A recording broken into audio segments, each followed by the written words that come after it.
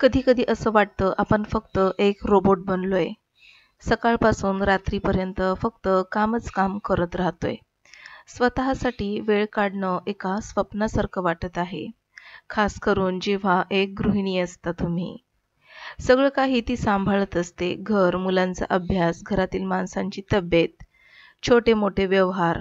पण जर ती चार भिंतीच्या आतमध्ये राहून हे सगळं करतीये, तर ती घराचा भक्कम पाया आहे. पण तिच्याकडे कुठेतरी दुर्लक्ष होत असतं. खरं सांगू का, इतकं सगळं सांभाळत असताना ती देखील थकत असते, शारीरिक आणि मानसिकरित्या. बऱ्याच जणांना असं वाटतं ती घरी असते तेव्हा आराम करत असते. पण खरं सांगू, गृहिणींचा असा कोणताच टाइम ऑफ नसतो. प्रत्येक गृहिणीला जबाबदारी असते. घराची साफसफाई, मुलांकडे लक्ष देणे, सगळ्यांच्या आवडीनिवडी जपणे आणि सगळ्यात महत्त्वाचं सगळ्यांची मनं जपणे. पण कधी विचार केलाय का, इतकं सगळं काम करत असताना ती थकतीये, तरी देखील तिला कोणी विचारत नाहीये, "तू थकलीये का? थोडा आराम कर, थोडा वेळ बस." उलट असं म्हणण्यात येतं, "तू कशाने थकलीये? पूर्ण दिवस घरीच असते, थकायला काय होतंय तुला?"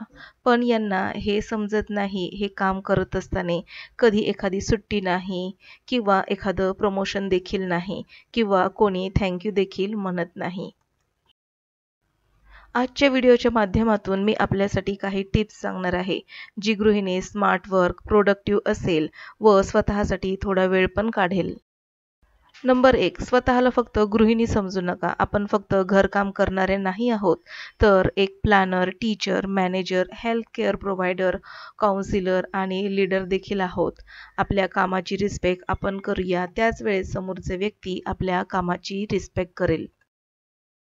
नंबर 2, बजेट बनवून सांभाळणे शिकूया. बऱ्याच गृहिणींना असं वाटतं, की मी घरातच आहे, काही कमवत नाही. त्यामुळे पैशाच्या व्यवहाराबद्दल मी बोलणे किंवा काही करणे योग्य होणार नाही. पण तुम्हाला माहीत आहे का, घर सांभाळणे, घरातील छोटे-मोठे व्यवहार करणे, खर्च सांभाळणे खूप मोठी गोष्ट आहे आणि तुम्ही तो रोजच्या जीवनात करत असता. यासाठी तुम्ही स्वतः दैनंदिन खर्चाची डायरी बनवू शकता. त्यामध्ये हे व्यवहार लिहा, खर्च लिहा, राहिलेले पैसे बचत करा. कधी असं होतं आपल्याला काहीतरी घेण्याची इच्छा होते, स्वतःवर खर्च करण्याची इच्छा होते, त्यावेळेस या पैशांचा वापर तुम्ही आरामात करू शकता. घरात पैसे खर्च करणे आणि ते देखील समजून खर्च करणे ही एक कला आहे आणि हे गृहिणींना उत्तमरित्या जमत असतं. यालाच तर फायनान्शियल अवेअरनेस म्हणतात ना. नंबर 3, डिजिटल डिटॉक्स करणं खूप गरजेचं आहे. आजकाल सकाळी उठलं की मोबाईल स्क्रोलिंग करणं ते झोपेपर्यंत हेच चालू असतं. म्हणून आठवड्यातील एक दिवस असा ठरवूया किंवा आठवड्यातील काही तास असे ठरवूया, ज्याच्यापासून म्हणजेच मोबाईलपासून आपण पूर्णपणे दूर राहूया. मुलांशी बोलूया, त्यांच्याशी वेळ घालवूया, आपल्या पतींसोबत छान असं गप्पा-गोष्टी करूया, त्यांना समजून घेऊया. मोबाईलमुळे, रील्समुळे कंपॅरिझन फार वाढलंय. त्यामुळे थोडंफार दूर जाऊयात यापासून. आणि हा जो वेळ मिळणार आहे ना, तोच उत्तम वेळ आहे. आपल्याला यामध्ये शांती मिळते, स्वतःचं आपण आत्मपरीक्षण करू शकतो. नंबर 6, ज्यावेळेस आपण फ्री असतो किंवा आपल्याकडे फ्री टाईम असतो, त्या वेळेला आपण पॉझिटिव्ह घेऊया. बऱ्याचशा गृहिणी फ्री वेळेमध्ये सीरियल, पिक्चर बघत असतात. त्यामुळे कुठेतरी त्यांच्यामध्ये निगेटिव्ह विचार येतात. मी घरातच आहे, मला काही येत नाही, मी काही करू शकत नाही. या फ्री वेळेमध्ये तुम्ही पुस्तके वाचू शकता, स्वतःचं ध्येय निश्चित करू शकता आणि त्यावर मार्गक्रमण करू शकता. नंबर 5, आपण कामामध्ये इतके व्यस्त होऊन जातो, की आपण आपला नाश्ता, जेवण वेळेवर करत नाही. पाणी देखील वेळेवर पीत नाही. त्यामुळे कुठेतरी शरीरावर त्याचे परिणाम दिसतात. बऱ्याचशा गृहिणी असा विचार करत असतात, आधी सगळ्यांचं सगळं करते, मग आरामात माझं करेन. अशीच सवय लागते मग. पण विचार केलाय का, जर तुम्हीच आजारी पडलात, तर घराचं आणि सगळ्या कुटुंबाचं काय होईल? विचार करा. एक दिवस जर तुम्ही आजारी पडलात, तर घराची काय अवस्था होते? त्यामुळे कितीही कामामध्ये तुम्ही असाल, व्यस्त असाल, तर त्यातून थोडा वेळ काढून स्वतःच्या खाण्यापिण्याकडे, झोपेकडे लक्ष द्या. नंबर 6 डिजिटल वर्ल्ड हे सगळ्यांसाठी आहे. याचा उपयोग आपण गृहिणी म्हणून देखील करू शकतो. खूप साऱ्या गोष्टी डिजिटली आपण शिकू शकतो. डिजिटली आपला व्यवसाय वाढवू शकतो. काहीतरी क्रिएटिव्ह करून पैसे कमवू शकतो. असं केल्यामुळे आपल्याला आत्मिक समाधान तर मिळेलच, पण एक कॉन्फिडन्स देखील येईल. नंबर 7 पूर्ण दिवसाची प्लॅनिंग स्वतःच्या विचारानुसार करा. फक्त दुसऱ्यांच्या गरजेनुसार न करता स्वतःच्या वेळेनुसार करा. ज्यावेळेस स्वतःचा रुटीन तयार कराल, तर लक्षात येईल काय करणं गरजेचं आहे आणि काय नाही. आणि त्यानुसार जर तुम्ही वेळेनुसार, रुटीननुसार जर सगळी कामं केली, तर बघा वेळेची देखील बचत होईल आणि शिल्लक राहिलेला वेळ स्वतःसाठी तुम्ही नक्कीच वापरू शकाल.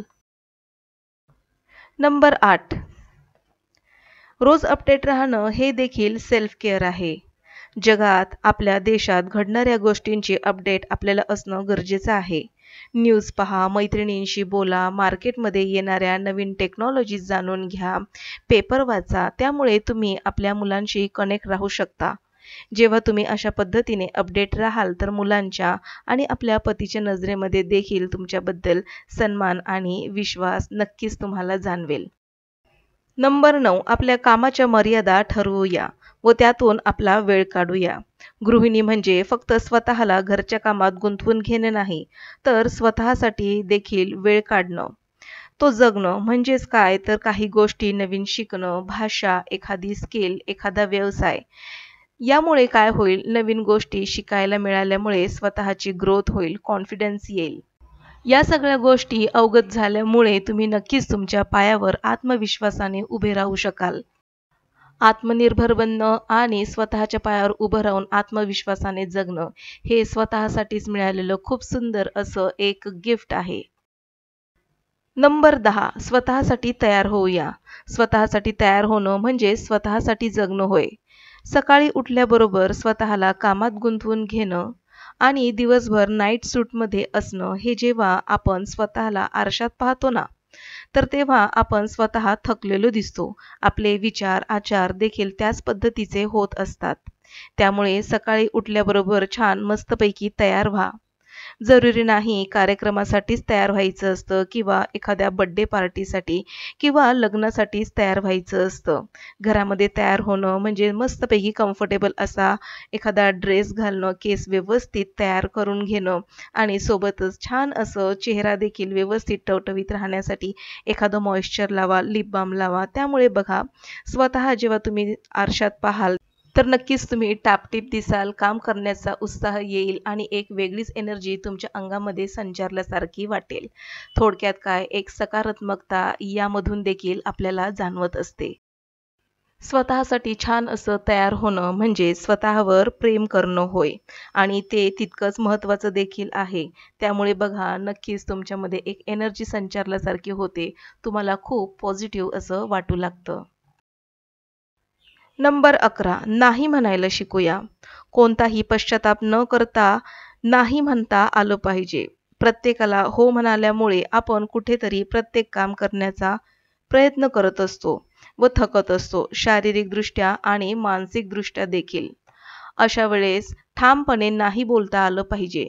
समोरचा व्यक्ती काय म्हणेल याचा विचार न करता, कारण आपली एनर्जी ही लिमिटेड आहे. ती कुठे खर्च करायची याचा विचार आपणच केला पाहिजे, नाही का? नंबर 12 स्वतःबरोबर वेळ घालवा. थोडा स्वतःला एकांत द्या. सतत कोणाच्या तरी सेवेत राहणं हे स्वतःपासून कुठेतरी दूर जाणं होय. किंवा सतत कोणाच्या तरी सेवेत राहणं म्हणजे उत्तम गृहिणी असणं असं देखील नाही. ज्यावेळेस आपण दुसऱ्याला वेळ देतो, त्यावेळेस आपण स्वतःला देखील वेळ देणं तितकंच गरजेचं आहे. एकांतात आवडीचं गाणं म्हणा, टेरेसवर शांत बसून कॉफीचा आस्वाद घ्या. आपल्या सभोवताली असलेल्या निसर्गरम्य वातावरणाचा आनंद घ्या. छान वाटणाऱ्या, छान असणाऱ्या जुन्या आठवणींना उजाळा द्या. मन अगदी प्रसन्न होईल, ताजतवानं. तर आजच्या व्हिडिओमध्ये एक गृहिणी म्हणून स्वतःसाठी वेळ कसा काढाल, स्वतः स्मार्ट आणि प्रोडक्टिव्ह कसे बनाल, यासाठी या 12 टिप्स मी तुमच्याशी शेअर केलेल्या आहेत. आजचा व्हिडिओ 1% जरी तुम्हाला उपयोगी वाटला तर नक्कीच लाईक करा, शेअर करा आणि सबस्क्रिप्शन पूर्णपणे फ्री आहे. सबस्क्राईब करून बेल आयकॉन प्रेस करा. भेटू पुन्हा अशाच एका इंटरेस्टिंग व्हिडिओसहित. तोपर्यंत बाय.